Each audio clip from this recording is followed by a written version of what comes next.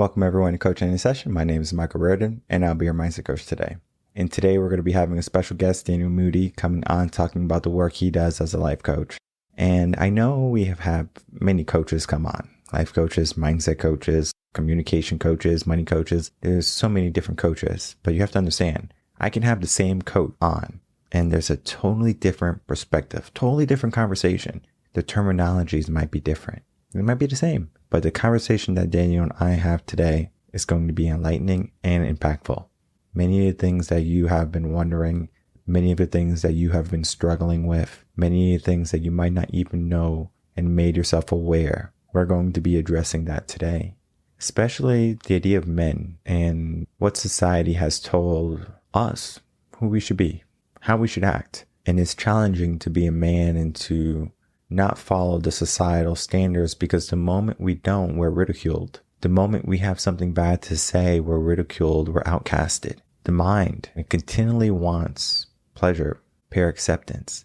There's a reason why cancel culture is so rampant nowadays. Oh, this person's been canceled, this person's been that because of an opinion, someone else's viewpoints. And the way we do things here in Coaching in Session, Reven Concepts, it's all theory. It's the idea, because your truth is your truth. I'm not here to change who you are to who you're becoming. I'm here to give you a different perspective and to listen to some great conversation. Now you're listening to some great conversation and you might find, wow, I really like what this coach had to say. And maybe we talk about something that's going to be controversial. And then you might say, oh, it's getting spicy. Let's see what happens next. Whatever drives you to listen to the episodes, to the podcast, I want you to do more than just open up your eyes and open up your ears. I want you to open up your heart, open up your mind, and then to be aware of what comes in and what comes out. Because though I talk about positivity, personal development, success,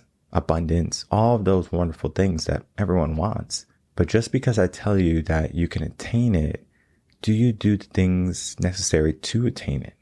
And if you do the things to attain it, how do you do it? Sometimes people sacrifice themselves just to get ahead a little bit, just to make someone else love them, appreciate them. And though there's no right or wrong way to live life, there's only your way. How are you living? Are you happy? Do you have your emotions in check? When you see your future, is it something that irks you or makes you sad or depressed, or is it something that you're excited for? There's so much more to life than just right now, but we do have to understand the most important part right now, because many people, they treat today, right now, this moment, as something that is going to happen again. And you hear this a lot when people say, I'll do it tomorrow. I'll do it the next day. I'll do it next week. Why not now? Why not change your life today? I think that's something that many people have to transition their mind to think, what can I do right now? How can I change my life today? How can I change my life right now? Getting down to the actions that we are able to accomplish. Sometimes we have a roadblock, and that roadblock can be our insecurities, our anger, our anxiety, our past traumas. And all of that we have to uncover. And today, that is our journey, to uncover all of those traumas, all of those hurts, all of those societal pressures that we were given, so we can find our truth, to find our meaning, and to find the answers that are going to lead us to where we want to be in life. So let's get into that interview with Daniel and myself.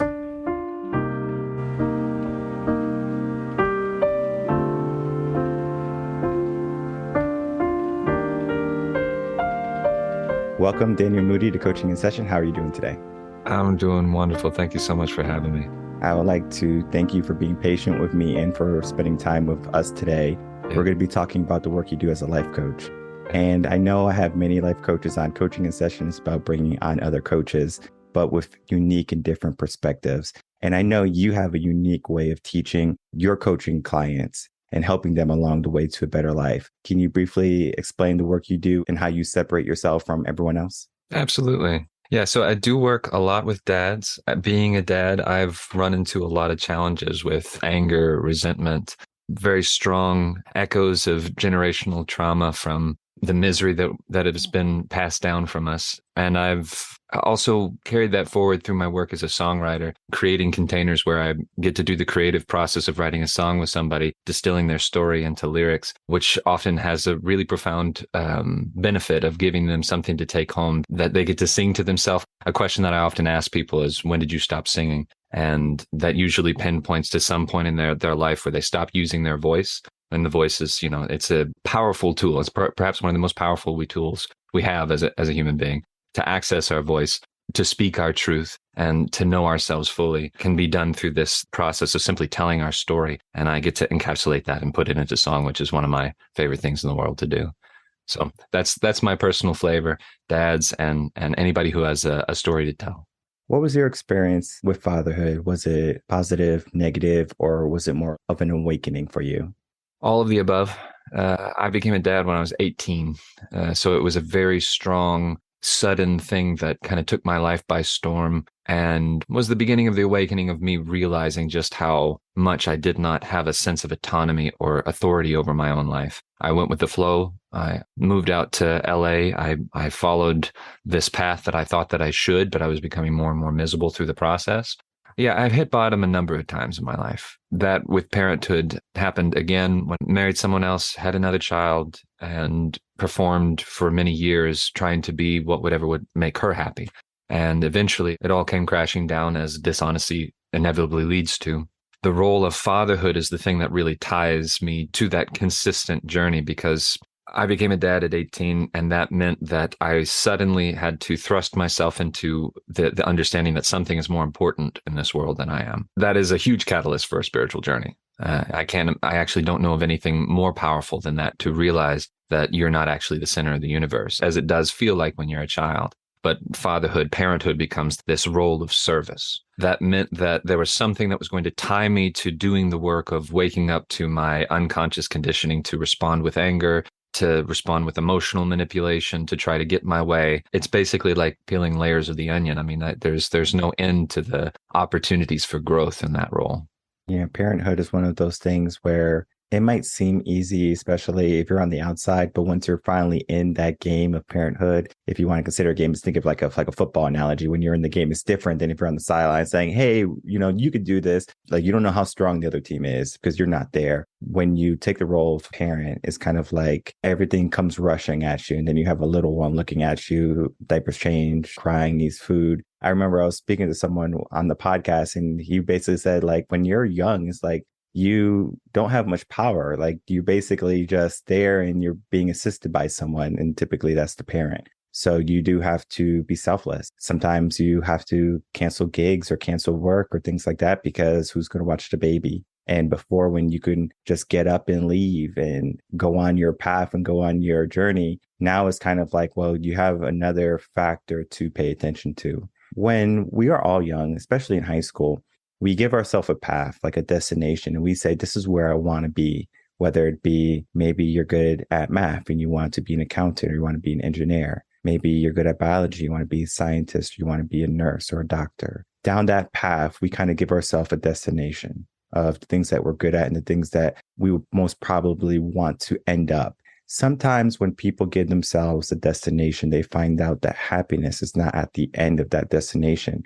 It was like not in their plan. Maybe give us a little bit of your story, how you had a destination. You said earlier, you thought maybe happiness would be there. And then one step further, how do you help your clients realize, okay, well, where is their true happiness, or where is that true destination lie? Oh, that's such a great question. Yeah, I often use the metaphor of the mountain. You may think happiness is at the top of the mountain and you're climbing the whole way to get there, and you realize that it was actually in you the entire time. You could have it at any moment, but what if you get to the top of the mountain and what you think is there is not actually there? That was certainly the case for me. That phrase is pretty popular now, happy wife, happy life. I've become glaringly aware of that through this process of trying to get somewhere. And very much of the time it was to please my wife, very much unconsciously trying to get love in a roundabout way. I give all of my life and my attention in order to get the love that I want. But really what was happening is that I was asking her to basically hold me in my pain so that I didn't actually have to heal it, but that she could comfort me through the process of living. And that worked up until the point that we had our son. My wife and I, we had a very enmeshed relationship. We were very affectionate. And then my son came along and she had to give all that loving attention to him. And I became outraged at the fact that my surrogate mama was not available to me anymore. I had fulfilled my role as becoming a successful photographer. I had given it all, and there was nothing coming back for me. It's not until years later that I sort of burn through that awareness. I become aware that I have a mother wound, that I have some work to do on myself, that I've been pouring myself into this relationship, into this home life, realizing that it's not actually where I'm going to get energy back. You know, I read something like David Data down the line where he talks about filling your belly with purpose so that you can come to her with a full heart. Well, I was coming to her with an empty belly and a needy heart. And so the perpetual desire to please, you know, my father was a photographer, so I picked up a camera. It was an easy way to make money. It was something that I could have the semblance of success on the exterior, but it wasn't actually something that nourished me. It's image based, you know, it's skin deep. It wasn't until that sort of fell apart that I allowed myself to ask the question, what do I actually want to do with my life? The image came to mind of sitting around a campfire with a group of men talking about the meaning of life. And it's basically just brotherhood, the echoes of memories of the tribe, of the village. And I'd always felt that sense of lacking in my life. So it was no wonder that I essentially isolated myself and put all of the expectations of needing the entire tribe to be satiated by just one person, my wife. And my children's need for me, it was basically like, how can you ask anything of me? I have nothing to give. There's nothing regenerating energy within me. I'm drained. I'm angry. I'm miserable. It wasn't until she started to speak very honestly back at me, you're miserable to be around, that it shook me awake. How could this be that I am trying to be as loving and generous as possible, unable to see the backhanded nature of my giving? You know, I'm pretending that it's an open hand, but it's actually a grasping hand. Please love me. Please fill my wound for me. So it was in the pursuit of trying to be the provider, of be the husband, of be the family man. But she actually asked me, did you ever ask to be the family man? Has it ever been a conscious choice for you? Because having a kid at 18 unexpectedly and falling into that role and just assuming that this is the way for me to be the upstanding version of myself, that all crumbled. And it was the truth that set me free in that instance. And it was extraordinarily painful. It was the purifying fires. It was also the moment in which I got to expand beyond the box that kept me. That small box of the version of I'm the second version of my father, gone into parenthood without actually choosing it, but I'm going to force myself to buck up and enjoy it, even though that's not actually how joy works. And it's been a long, slow process of finding how to fill my belly with purpose, coaching people. It was never something that I would have consciously thought that would be a great fit for me until I realized that I'd been unconsciously doing it for years. I was a lot of friends' self-help buddy. I'm the one who always liked to have the deep conversations. I wanted to go into the problem with people.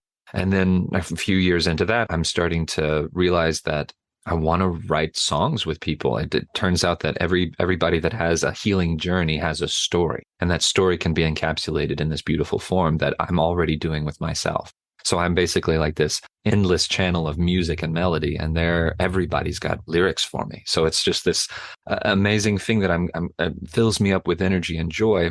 And that was the kind of thing that David Data talks about, filling your belly with purpose. Because I'm actually starting to do the things that I want to do, I come to my family with joy now. And it doesn't mean that it was overnight. It's still a long process of facing my conditioning. And I have a lot of anger. A lot of anger comes out. It's generational. My son has it. We butt heads. Just this morning, we had a moment where the anger flashed in both of us, and I had to drop down to his level and meet him at the heart space. That's my journey. I had a coaching client talking to me this morning about having a challenging transition around bedtime with his kids. And I'm walking him through the same process that I'm walking myself through, of collecting them, of being the garden wall, to where I'm not the prison wall that's just all hard concrete and barbed wire, but I'm actually the garden wall that is covered in vines and roses and flowers that says, hey, let's play a game of ball, but we are going to go to bed. So let's play this last round. And then, hey, what do you want to read around bedtime, rather than yelling at them? That's where we all struggle, is being able to even be there enough for ourselves so that we can break the chains of trauma that created these problems within ourselves that we are unconsciously giving forward. I love the idea that you use songwriting that's different for healing. I think every coach does it a little bit differently. For me, I'm a fan of journaling, but how I do journaling is different, where they have my cell phone number and they text me. They Okay. are allowed to text me whenever they want. It could be 2 o'clock in the morning. My phone has a do not disturb feature on it. So after business hours, it stops giving me notifications, but the phone remains on. So the first thing I see in the morning, I see all the people who send me stuff if it was any at night. Most of the time, they wait till the morning or they late in the evening, and then we can have that conversation. So usually I go to the gym first thing in the morning, and between my sets, I start replying to people. So when I'm at the gym, I'm able to get a hold of them and respond to them. And then they can say, okay, they had some time to think. And then now they're getting the response that they were looking for, because sometimes they're looking for an outlet. And I remember when I first started journaling in college, I had a lot of anger, a lot of uncertainty. It was a lot of doubt in my mind. And what I did was I just wrote on a piece of paper. I had a whole notebook. And I would just write and write and write and write and write until I couldn't write anymore. Not that my hand was hurting, but my mind didn't have any more words to say. And I would write down everything, every crazy idea, every crazy thought. I put it on paper. And what that did for me was it helped me get rid of it out of my brain. So now it's on the paper. The paper has my problems. Let me focus on the solution. So I started to shift my mind to look at the solution and not so much of the problem. I think most of the problems that I was facing dealt with the ego and what society kind of pushes men to be, where men are typically considered a protector and a provider, right? Similar to how you were saying, was that your role? Was that what you wanted to be pushed into? And men have to be tough. Men don't cry. Men have the ability to be very angry and spiteful and all of these things that are men, right? And then if we look at women, it's going to be the opposite. They're sweet, caring, affectionate, loving. Men are not that, right? So when you finally have a little one in your hand, you're not going to be angry and hurtful and deceitful to this young one. You're going to be loving, caring, affectionate. So it's different. It's like a wake up call to finally realize that, hey, my life wasn't what society was giving me. And every coach, again, has a different way of helping someone bring out their truth. Similar, like you do songwriting, I do journaling, conversation, of course, but then they can really determine what do they want, right? Because I find many people do what other people want. When I first started my career, I was in counting, and I always thought, what would my mom want? She would want someone who, okay, was good at accounting, made a good job, money, and things like that. And then I did accounting for 2 years and I was miserable. And I said, I can't do this. I'm like 19 and I'm miserable. So I switched majors and I wanted to be a teacher. It's something that I knew intrinsically was what I wanted. And so when I told her, she was like, huh? Like she was like shocked I'm being a teacher because teachers don't make any money. So I was like, yeah, this is what I want to do. And so I went down that path, and then that was only until after I did all the work on myself, really figuring out what I wanted my life to look like. And then not so much looking at the destination, but being present in the moment and being able to see what was around me rather than what I gave myself for the future or what society gave me for the future. If you think of society, you should have 2 kids, a White House, and a picket fence, right? The American dream. When you're 65, you get to retire and you get to live your life happy, where you have financial freedom. You don't have to worry about anything. But what do you give up? There's so many sacrifices that I think many people give to the world that they don't realize that they're giving. And then when they're finally left alone and they're empty and they're angry and they have all this anxiety and hurt, they're trying to find a way to heal. And many of my clients that I get, they don't come from a place of good and wealth, not wealth as in money, but abundance and love and care. They're in a really negative place in their mind and the way they're thinking. It's a journey to get them back, to bring them back from that and say, hey, there's so much more to be paying attention to. It's always a little bit different. I wanted to get into the idea of family dynamics because I think that kind of plays a role, especially in the work you do when you're dealing with parents that are going to be dealing with their young ones. What are the roles that typically happen? Is it something that people should talk about to their partner, or is it something that society kind of laid out and we should just kind of follow through with what was told to us? That's a solid point you make. The expectations laid upon us at birth or by our society, by our parents, our family of origin, they're going to deeply affect the way that we view ourselves in reality. And I most certainly had this idea of responsibility, this idea of being a provider, and this stick it outness. It's life is hard, life is suffering. Just stick it out. And so it wasn't until it all just became just too hard that I finally admitted that I didn't have the strength or the passion or the capacity to stick it out anymore. And I really needed to ask, what do I want? That question before about you're trying really hard to get somewhere, thinking that happiness is at the end of the journey. Well, ultimately, life is a journey. It continues. You have many, many thresholds you pass through, many finish lines that are also beginning lines. Your child being born is the ending of you and your partner as two solo individuals or as a couple. It now becomes a family unit. That is a beginning and an ending in that moment. We need moments like that to be marked with celebration and also initiation so that we can say to ourselves, so that we can be told from society, from our culture, from our community, that things are different now. What was expected of you before is different than what is expected of you now. The first father blessing I ever got to be a part of was one that I led. I got the transcript from a friend of mine who had led one before.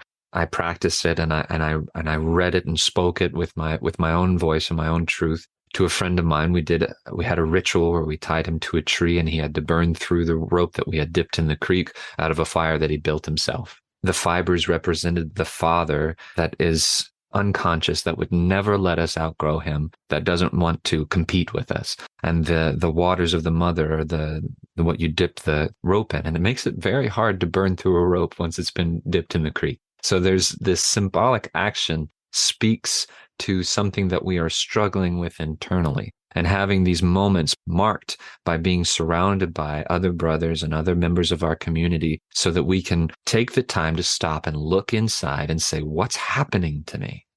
Why is everything so much harder now? So much more, so much different than I expected it was going to be. It doesn't look like the Hallmark card when the baby's there and I can't sleep and she's miserable with me and I'm not getting any love and affection. It's entirely different than what I thought it was going to be. And there's still nobody around, no one around, no elder, no friend group to tell me what's going on and why am I miserable and help me because I'm just really angry and I'm letting it out and I can't stop. And this was my story.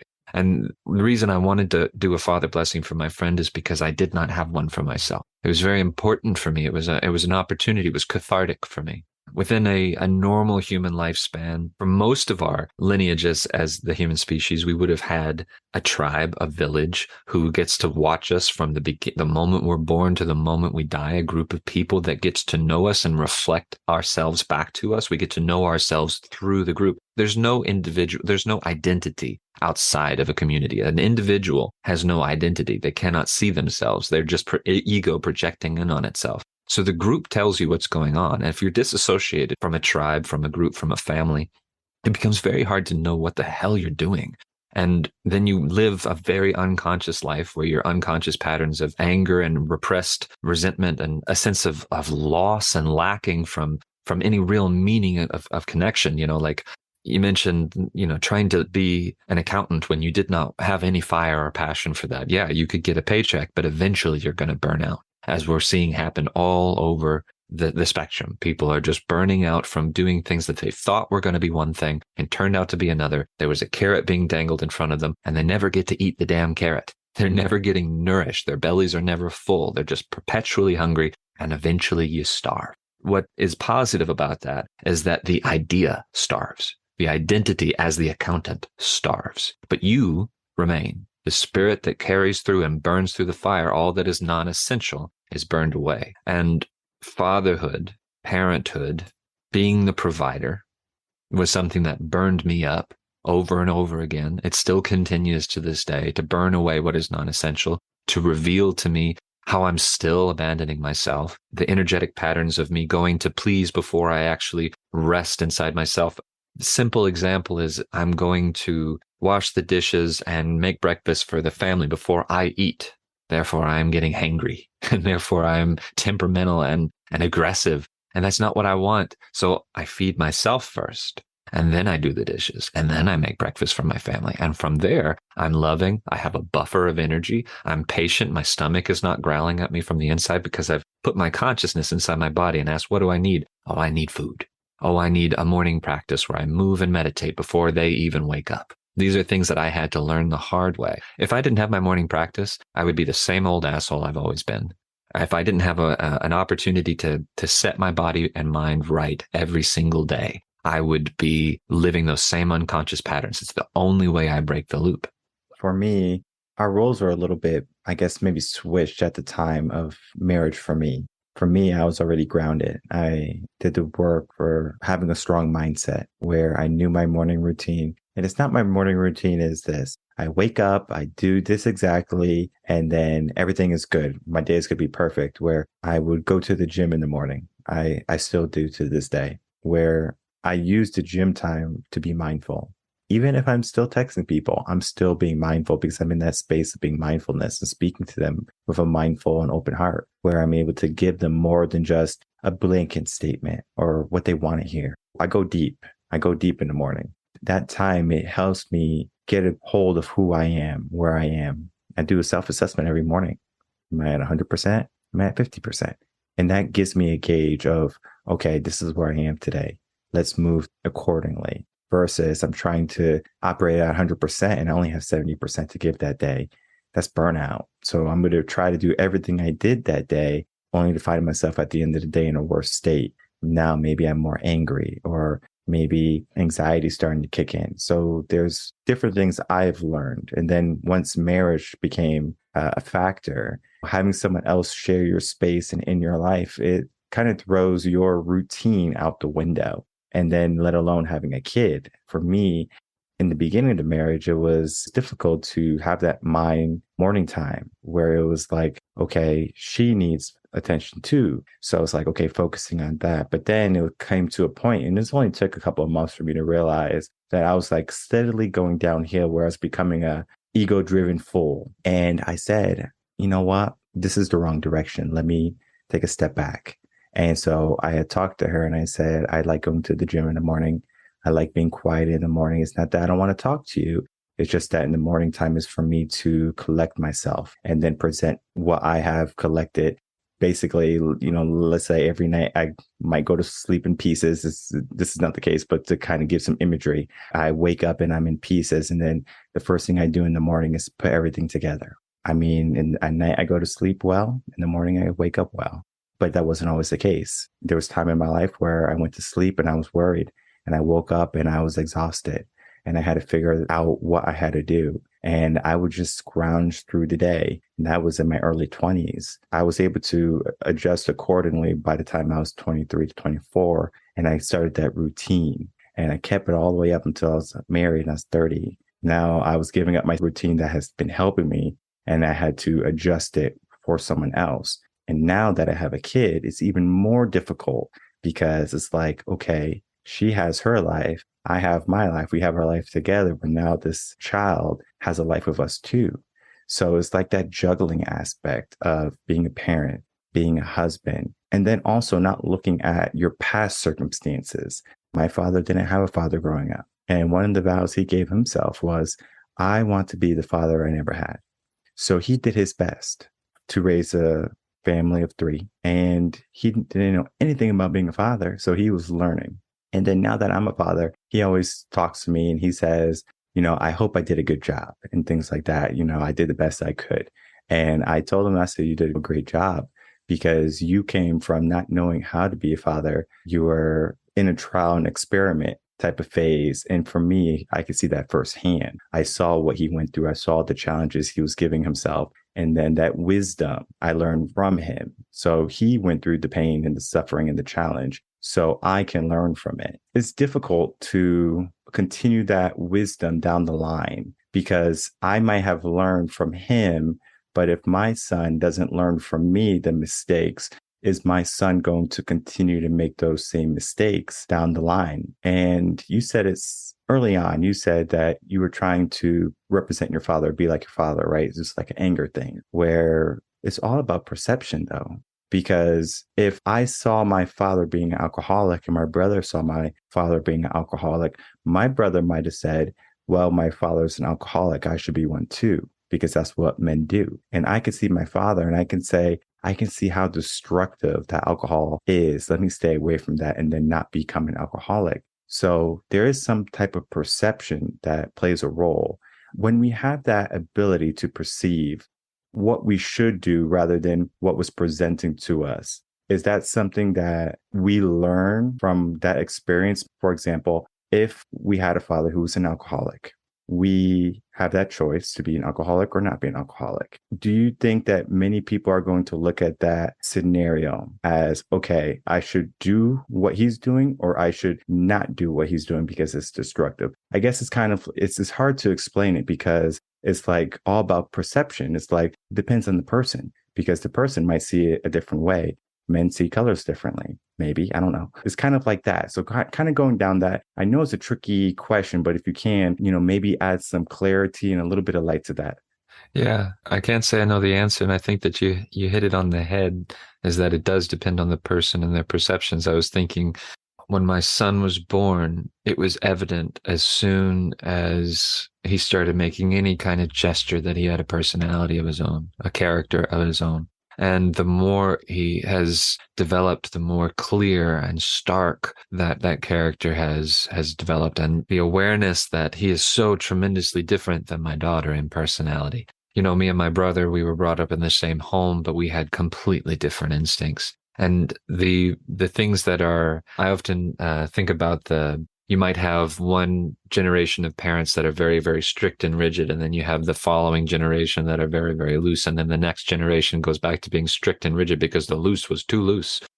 For each of us, we're all just trying to strike balance. But for so many of us, the instinct is to do the opposite of what the parents did. If I were to give any kind of personal wisdom to this, it would have been something along the lines of balancing the two, that it is not trying to be them and it is not trying to not be them. Because if I try to not be my father, I'm throwing the baby out with the bathwater. There's a tremendous amount of value that I, for a long time, did try to not be my father. And what that did was create a mental, psychological, spiritual block between him and me within myself. So I wasn't open to his playfulness, to his sense of fluidity and what he was good at. And I was blocking myself off to those things because I had this idea of don't be like your father. That was a thing that I heard a lot. The same with my mother. If I'm trying to be nothing like her, oh my God, I'm cutting myself off from my creativity, from my spirituality. I'm cutting myself off from my emotionality and my own heart.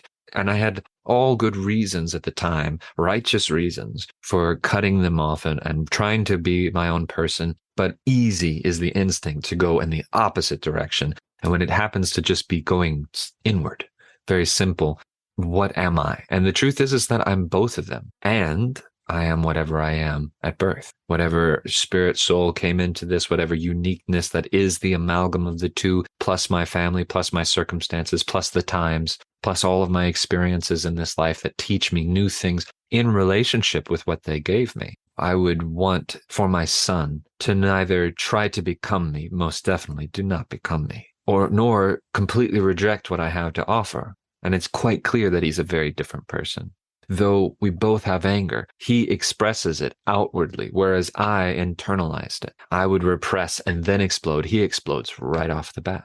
And so I'm having to learn how to contend with anger on a whole new level. And what's remarkable, being the person that I am and being the type of sensitive, emotional, empathic person that I am, oftentimes I pick up his anger as my own, and mine will amplify it. If I'm not in any way angry at all, if he comes to me with an ounce of anger, mine will flare up. And I have to contend with anger yet again. Not my choosing, something that I tell my clients, it's not my fault, but it is my responsibility. I did not choose to be born. I did not choose to have this affliction of anger, but I am endowed with it, so I must learn to wield it, because anger is both a positive and negative emotion. It has destructive qualities as well as creative qualities. It can be a tremendous source of fuel. So if I just banish my anger, try to get rid of my mother or my father's anger, then I am only repressing something in myself. I'm not actually integrating. I'm working against something. I'm trying to get freedom from something, which is a pushing away.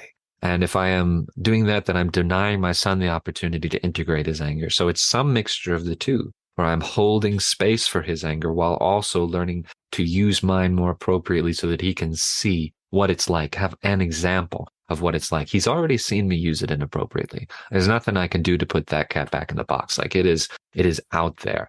Dad has anger and he has been volatile and explosive. And my son has that too and brings it, and I cannot judge him. And it does me no good to try to limit him and squash it. The more I squash it, the stronger his anger gets. Basically, it's just like throwing fuel on the fire.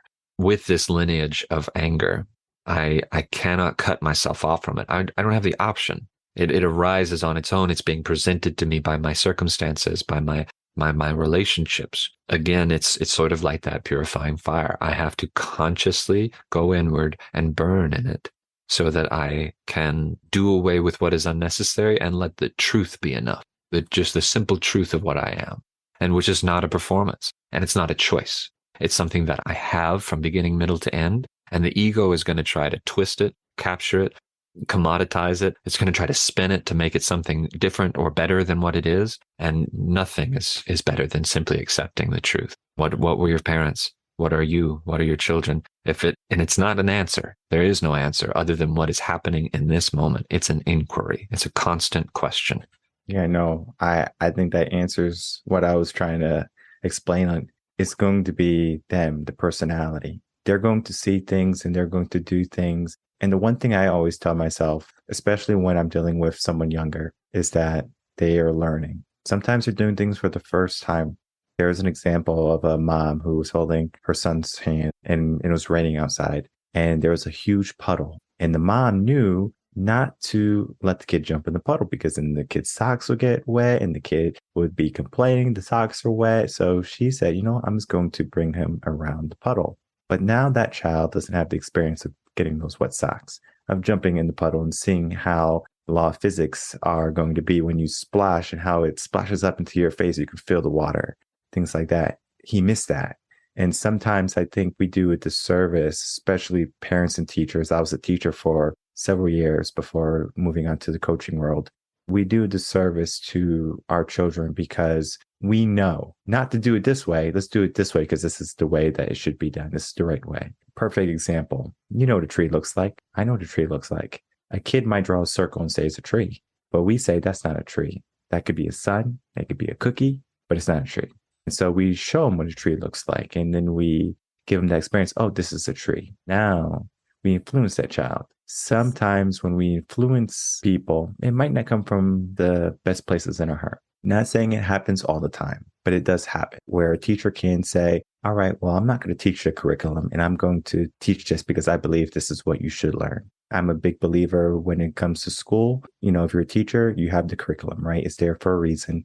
Teach the curriculum. I know there's some things in the curriculum that are coming out that many parents are not liking. So they're opting for homeschool, which is more power to the parents if they have that ability. I know many parents rely on school to be able to go to work and then have their kids learn because they don't have that time. Because when you're teaching, especially a young mind, they're so intuitive to what's going on. They see every little factor, every little micron of what you do. They pay attention. You could be at the table, you're drinking some wine, and you might say, no, you're not old enough to have wine.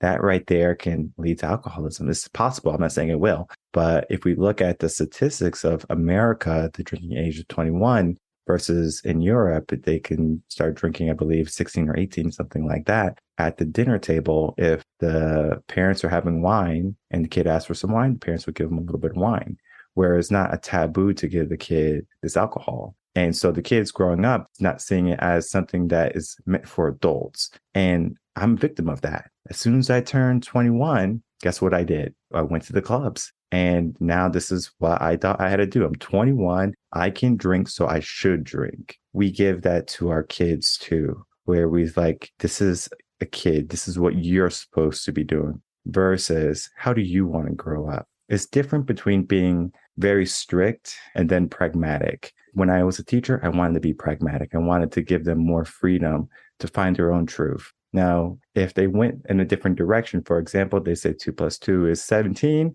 I'm going to say, oh, that's interesting. how'd you get there? And then they might show me. Then I say, well, let's get some apples or some fingers, some Legos, whatever. I say, show me how do we get 17? So they find their truth versus me telling them the truth. It's difficult, especially when you might not have a lot of patience. Teaching requires a lot of patience. Parents requires more patience than being a teacher. I can attest to that. It's difficult when you have to be patient at the home and you might have had a stressful day. You might have a lot of things going on, a lot of clients, things like that. Your day is packed, but then you still have to be open and you still have to be flexible. Going back to bedtime, like talking to one of your clients about bedtime, saying it's bedtime, but not being so rigid. Saying, okay, yeah, sure, we can play ball. Yeah, we can, play princess, or we can read a book. We can do something, but then it's bedtime versus, all right, it's bedtime. It's 9 o'clock on the dot. Let's go. All right. And then you're being militant almost. There is a balance that you have to figure out. And you do have to understand the personality of your child. That's going to be the intuitiveness of the parent too, because sometimes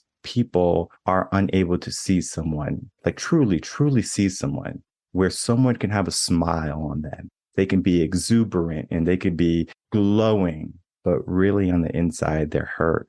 The darkness, the depression is there. We see that a lot with social media. People present themselves in a different way, a different light. And then everyone thinks, oh, everything's okay, but they're really, really struggling. And I think having an outlet like a coach, a men's coach, women's coach, it doesn't matter, life coach, to finally release that and to talk to someone. I think that's so powerful. And it wasn't until I started talking to mentors and life coaches where I started to realize the power behind it, because I was being told by myself and by the world who I should be, rather than talking to someone how I think I should be versus someone seeing how I am. And I think that's important because sometimes we have those blind spots that we don't necessarily see until it's too late, until we burn the house down, until we have wreaked havoc in our life or we hit rock bottom again and again and again. What's the problem? What am I doing wrong? And sometimes when you have a coach, it becomes easy to say, okay, well, let's analyze everything. Let's talk it out. When you're working with clients on that level where they're confused to who they should be, how they should act, what are some of your methods and approaches that you would bring them along to coming to that final end of their maybe true identity or their true self or something along those lines? I know the terminology might be different. So for me, it always comes back to the body. It's a somatic approach. Getting to know yourself is coming to know your whole self. We often are very heady people, very mind-oriented people, way up in our thoughts, our eyes. It's where all our sense organs are. We have a lot of information coming in through our heads, and our minds are incredibly powerful. And so living in a culture where it's all about consumption of information and quick responses, we're living on this very, very narrow band of frequency. And we are neglecting what is the majority of our sensory input of being a human animal, which is at the level of the body. We feel emotions primarily in the body. We can feel some things on the head. Anger is often experienced behind the eyes. But for the rest of what we're experiencing, we feel it often from the neck down. And so much of my work is really just getting people to slow down enough to live in the time span of the body. So the mind is an incredible time machine. It'll send you way into the future, which mine loves to do in daydreaming about potential variations of how everything's going to turn out. It never turns out that way, by the way. It also sends me way back into the past, reviewing moments that I could have done better or these things that I thought should have been a different way. And it'll send me back and forth. Even in this very conversation, it's a part of my practice to stay here in this moment, because everything that you're saying is interesting me and it's connecting me to something in my past, or it's making me think about something in the future, something I'm going to say, something I'm going to do. And to stay here in the body is where I'm actually existing in this present moment. If I'm living 5 steps ahead, I'm going to be out of sync with reality. If I'm living in the past, I'm going to be dragging something dead that's not living into the here and now. The only thing that I have that's true and reliable is what I am in this moment, and that exists in the present, in the body. The body can only live in the present. And the emotions that we experience in the body, there's a great book called The Body Keeps the Score. You've probably heard about it, read about it. It's a very simple premise. that what we experience, particularly and acutely around trauma, lives inside of the body, and it does not go away until we address it. And by addressing it, I mean we put our attention there. So the somatic healing approach is simple. You breathe and you put your attention on your breath. You breathe deep, you breathe all the way out. You come to experience the breath at a different pace than the shallow, unconscious breathing that usually doesn't really give us all the oxygen that we need. James Nestor's Breathe talks about how we are actually breathing many times more frequently than we actually need. The optimal number of breaths is 5.5 breaths a minute. So some average around 5 breaths is going to give you the optimal amount of oxygen for your system, and it's going to make you feel relaxed and safe in your environment. Most of us are breathing shallow breaths that are not fully expanding the lungs and also not fully expelling them either. So we have this uncirculated, unfresh oxygen. And just the simple act of breathing deeply and expelling it fully, just in 5 breaths, you can radically change the experience that you're having in the body right now. That also opens you up to be more aware of sensations in the body, which is where emotions are stored. So if we have trauma from our past, for me, I hold a lot of rigidity in my neck and shoulders, particularly my left shoulder. It's tighter. It's where I'll find myself tensing up first, and it tends to twist my body a little bit. I'll also notice that my eyes start to wander. These are things that are cues for me. The internal watchman sees these things and says, oh, I'm being dishonest, or oh, I'm living in the past or future. I come back to my breath and my body. I relax those things and I come back to myself. It's the exact same thing as becoming embodied, as awakening to your truth is just simply relaxing the body. A book by a gentleman named Red Hawk called Self-Observation has a quote that I love. It says, a relaxed body is an honest body. So if what we're going for is living in truth, living in honesty, would be to relax the body.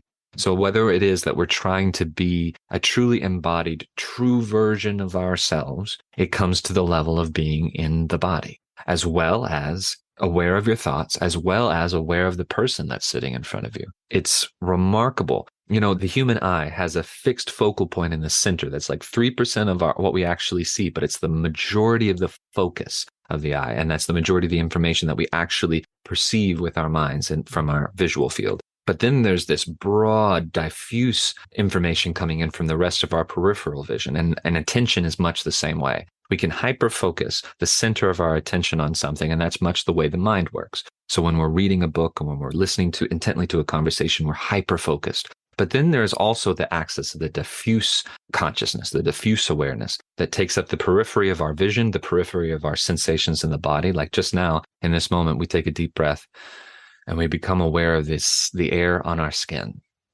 We become aware of the feeling of the soles of our shoes on the bottom of our feet or the back of the chair on our body.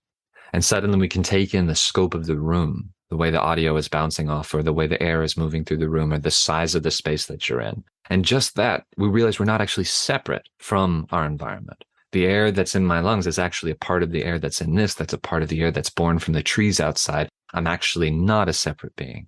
That settles the nervous system and makes us aware, much more aware of what we actually are in space and time. We think we are our thoughts most acutely. You know, Eckhart Tolle talks about that a lot. We mistake ourselves for what is most interesting. If a child loses themselves in play, they become the play. They are identifying as the play, just as we identify as what our ego projects. I am Daniel. I am a coach, or I'm a photographer, or I am a father. I'm a failure.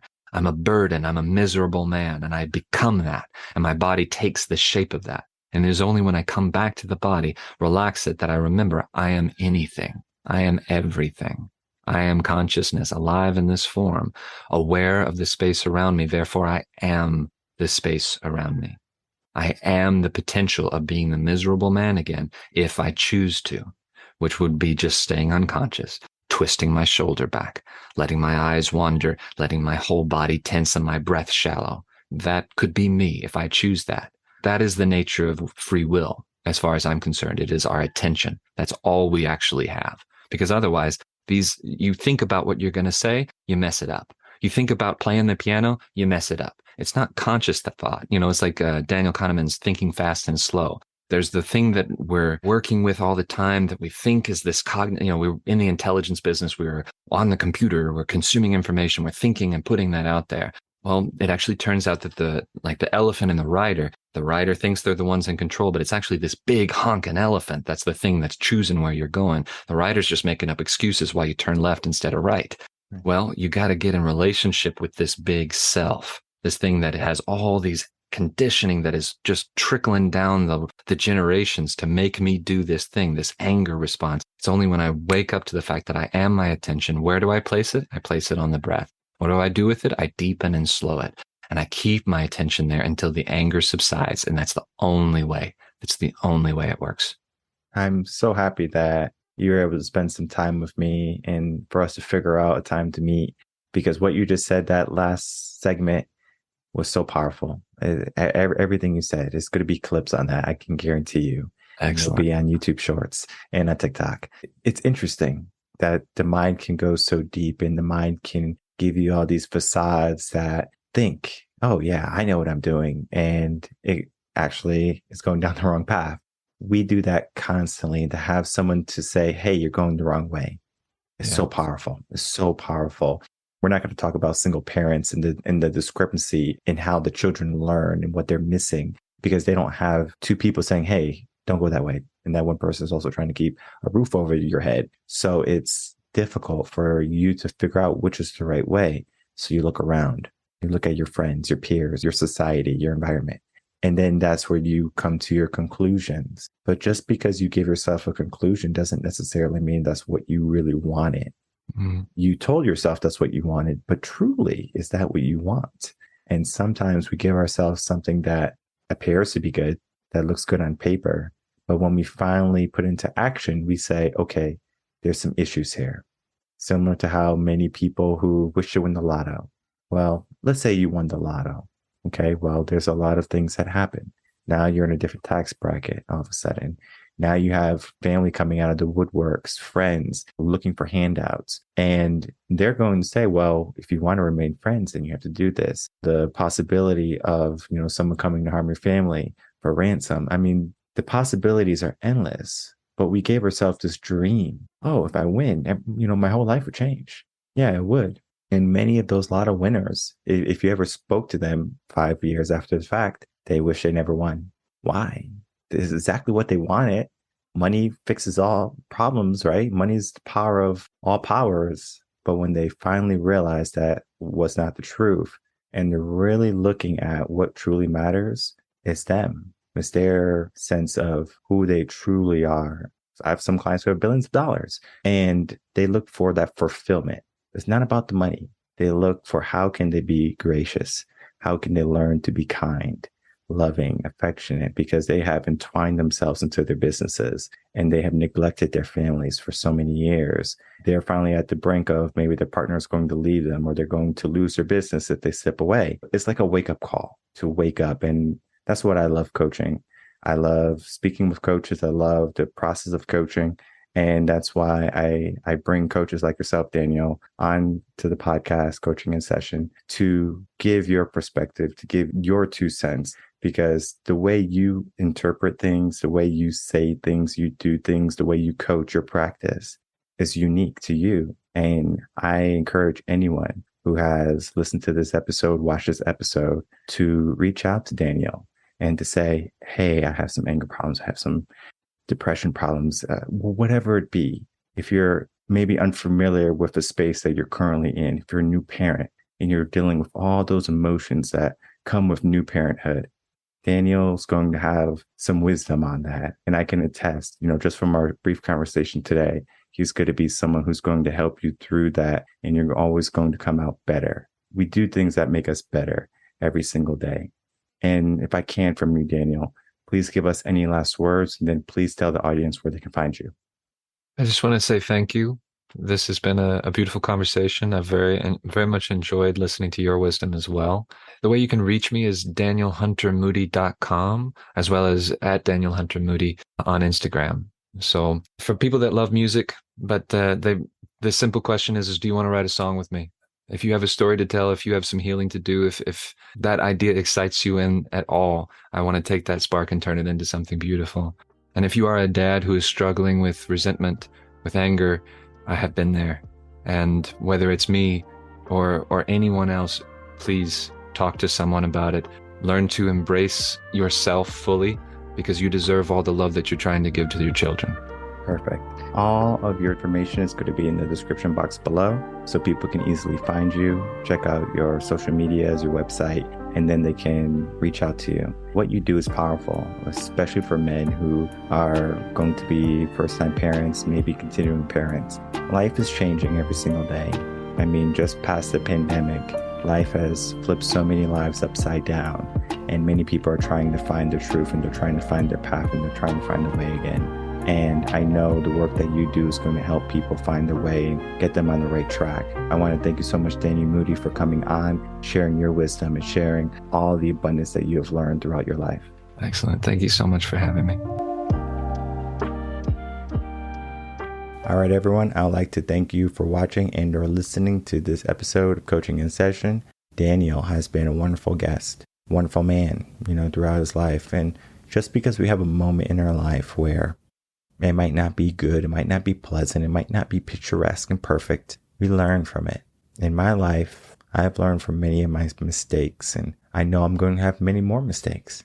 As I have grown, though, my mistakes have become less. Of course, I still have failures in business, and I have failures in relationships, especially with friends and family. Sometimes you grow up and you grow apart, but just because you grow apart does not mean you can't be cordial, does not mean you can't make things work.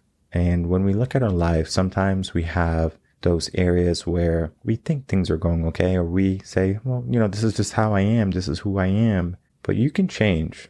And I think that's one of the most important things people can realize. If you have a scarcity mindset, you don't have a scarcity mindset for the rest of your life. You can change it. If you have anger problems, you don't have anger problems for the rest of your life. You can change it. I think that's one of the most important things that we can realize. We can change. And in life, many changes are going to happen. Today, you're growing up. You're a day older than you were yesterday. In a year, you're going to be a year older. In a decade, you're going to be a decade older. Your body's going to be different. Your mind is going to be different. And it's not that you have turned out to be someone broken or someone that was incorrect 10 years ago. You have learned. You have become wise. One of my favorite quotes is talking about how we go in the realm of society. Tough times create strong men create easy times create weak men, and weak men create tough times. And it continues on in a circle. And I love what Daniel talked about in the episode where he said that you might have had really strict parents, and then you wanted to be a little bit more loose. You were too loose, and then now you have kids that were running rampant. And if we look at our society today, I know there's a lot of memes and a lot of people saying that I think the generation that got a butt whooping versus the Gen Z who had the timeouts is a little bit different, right? How they were raised and how they're moving. Not saying that they're moving wrong. It's just that they're giving themselves more challenges that could have been mitigated with a little bit of wisdom or a heavy hand maybe in the beginning. Because yes, you could have been loose and you could have been lax. And I've talked about this on the podcast. I think it was early in the first 100 episodes where I said one of the most dangerous phrases a parent can say is, I'm going to give my kid the life I never had. And you might have had a life where you got beat and hit, and every time you did something wrong, you got grounded, and you said, all right, I'm not going to do that to my kid. My kid is not going to get beat, and my kid is not going to get grounded. And then you have an unruly child, and you wonder where you went wrong. Well, there has to be some type of expectation. There has to be some type of discipline, similar to how you can be in a classroom that's very pragmatic. But in order to speak, you have to raise your hand. You just can't do what you want. There has to be some semblance of order. And I was aware, heavily aware, when I was a teacher, what am I doing? How am I teaching these kids? Because I didn't want just to teach them my way. I wanted them to learn their own way. And in the beginning, I was a music teacher. They said, oh, I'm not a good singer. I can't sing. Well, I told myself that too. All of high school, I didn't sing. And then come college, second year, I'm trying to sing because I'm trying to be a music teacher. And you have to be able to sing. Not well, but you have to be able to sing on pitch. And so I went down that process of encouraging myself, of learning music, and then being confident in my skills and my abilities. And then when I went into the schools and I taught music, there was no kid that says, oh, Mr. Rearden's a bad singer, or you're not confident in singing. It was something that I had to learn, something I had to go through, where I wasn't confident, then I became confident. And then guess what happened? I saw it happening with the students. The first year I got there, oh, I'm not a good singer. I can't do this. Not a problem. Well, let's make you good singers. Let's get you confident. And we made learning and we made music a safe learning environment so they can sing and they can be open and there was no judgment. Even if someone made a mistake, they knew in my classroom, we do not ridicule, we support. Wherever you are in your journey of life, we are here to support you. And I know Daniel and myself, that is what we want. Wherever you are in your life, we want to support you. Whether you're looking for a life coach, you're looking for a mindset coach, if you're married with kids, married just in general, anger problems, insecurities, seek help. And it's not that you need the help. It's just that there's so much trial and error that you're going to go through that can be mitigated. And I always tell people, if you can get to a destination quicker, would you do that or would you take the path that's going to be more dangerous and more uncertain? And if I put it in that way, then people are like, all right, yeah, I want something that's a little bit quicker. Not saying that the scenic route is not good sometimes, but we give ourselves an opportunity to be open. We give ourselves an opportunity to learn about ourselves, about the world, and then about the people that we can become. And it's so interesting because sometimes the world, our parents, friends, they tell us how we should be rather than how we are. Though they might give us a blanket statement of how we are. Oh, you're disrespectful. Oh, you're angry. Oh, you're a narcissist. Yeah, sure. That's not going to do anything for change. It might.